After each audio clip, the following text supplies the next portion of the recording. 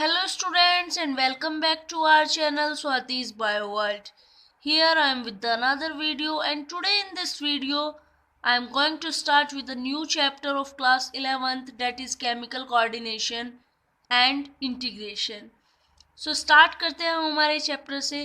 क्या होता है chemical coordination and integration? So term आई है केमिकल, मीन्स कि इस चैप्टर में हमें किसके बारे में बात करनी है? हॉर्मोन्स के बारे में। हॉर्मोन्स के बारे में हमें इस चैप्टर में पढ़ना है, hormones and their functions.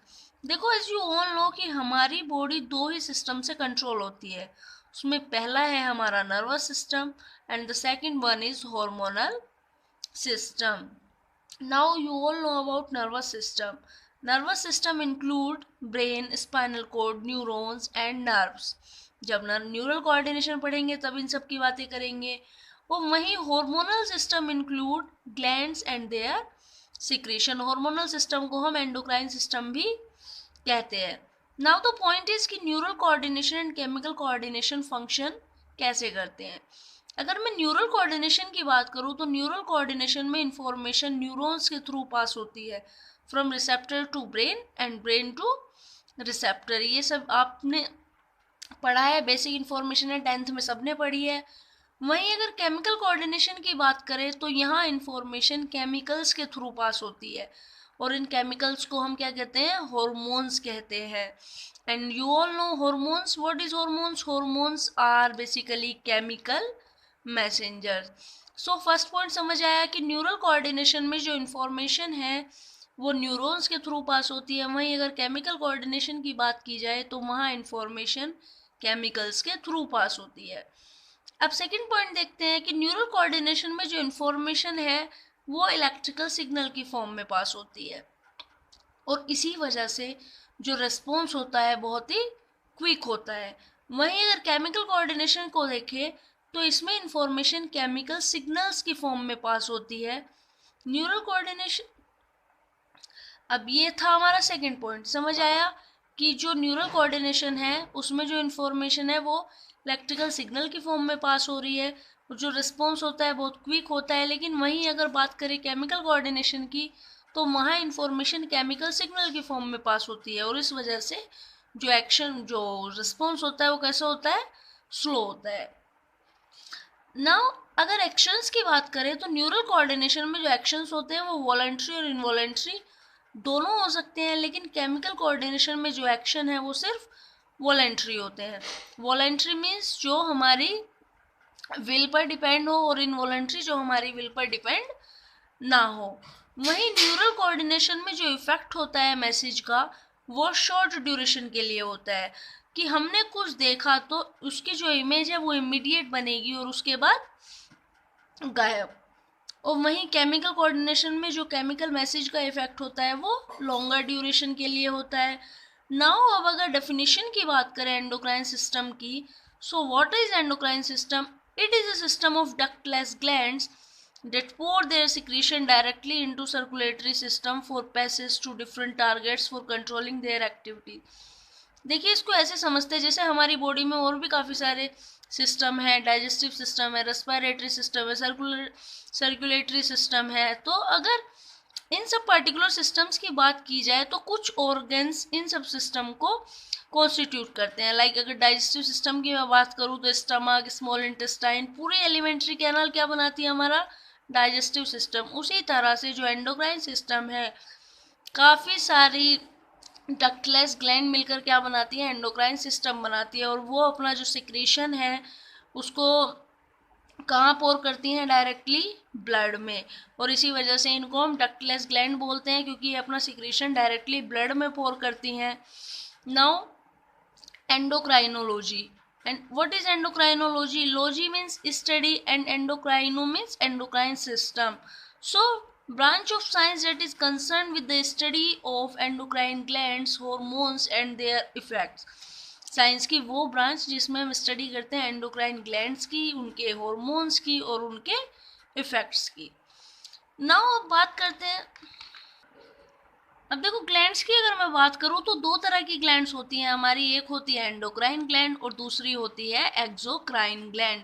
So endocrine glands को हम क्या बोलते हैं, डक्टलेस ग्लैंड, बिकॉज इनको अपना सिक्रीशन ट्रेन करने के लिए या सिक्रीशन स्टोर करने के लिए कोई पर्टिकुलर स्पेस नहीं होता है, कोई पर्टिकुलर ऑर्गन नहीं होता, बल्कि ये क्या करती है, अपना सिक्रीशन डायरेक्टली ब्लड में छोड़ती हैं, इसलिए ब्लड में रिलीज करती हैं। इस वजह से इनको हम क्या कहते हैं, एंडोक्राइन ग्लैंड्स बोलते हैं।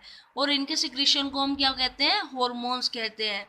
वहीं अगर मैं एक्सोक्राइन की बात करूँ तो एक्सोक्राइन ग्लैंड्स डक्ट ग्लैंड होती हैं, और वो क्या करती हैं, अपना सिक्रेशन कहीं स्टोर्ड करती हैं। डक्ट को ऐसे समझ सकते हैं कि एक पाइप लाइक स्ट्रक्चर है। अब क्या होगा, सपोज मैं बात करती हूँ लीवर की, तो लीवर क्या करता है, हार्मोन रिलीज करता है, सॉरी बाइल जूस रिलीज करता है, जो कि एक एंजाइम है, और उसको स्टोर कहाँ करता है, गॉल ब्लैडर में। तो ऐसा ऐसे ग्लैंड्स जो अपने सिक्रेशन को कहीं स्टोर्ड करें उनको बोलते हैं हम डक्ट ग्लैंड्स। और एक्सोक्राइन ग्लैंड्स के सिक्रेशन को हम बोलते हैं enzymes like liver, pancreas, salivary glands etcetera. समझ में आया डिफरेंस एंडोक्राइन और एक्सोक्राइन के बीच का। अब बात कर लेते हैं हॉर्मोन्स की डेफिनेशन की। जो इसकी जनरल डेफिनेशन है वो आप सभी जानते हैं, hormones are chemical messenger.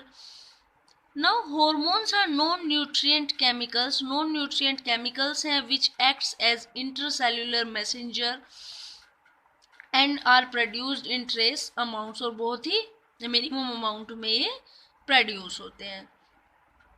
Endocrine system often operates in coordination with nervous system. इसकी बात करेंगे आगे कि जो एंडोक्राइन सिस्टम है हमारा वो नर्वस सिस्टम के साथ कोऑर्डिनेट कैसे करता है।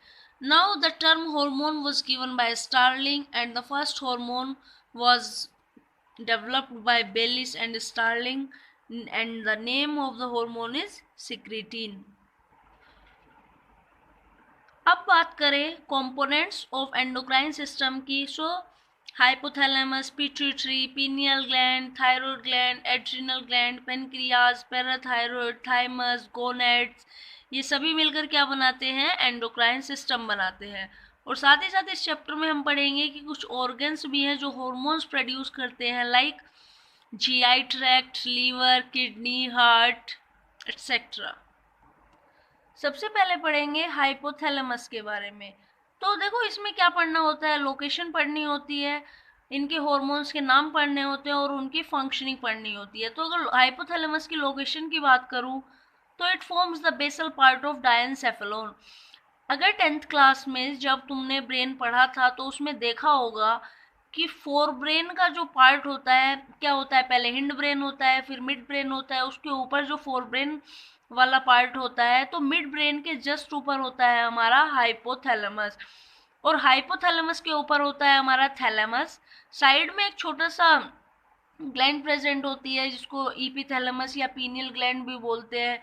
ये मिलके हमारा क्या बनाते हैं, डायनसेफेलोन बनाते हैं। हाइपोथैलेमस, थैलेमस एंड ईपीथैलेमस तीनों मिलके क्या बनाते हैं, डायनसेफेलोन। तो बेसल पार्ट क्या हुआ डायनसेफेलोन का, हाइपोथैलेमस।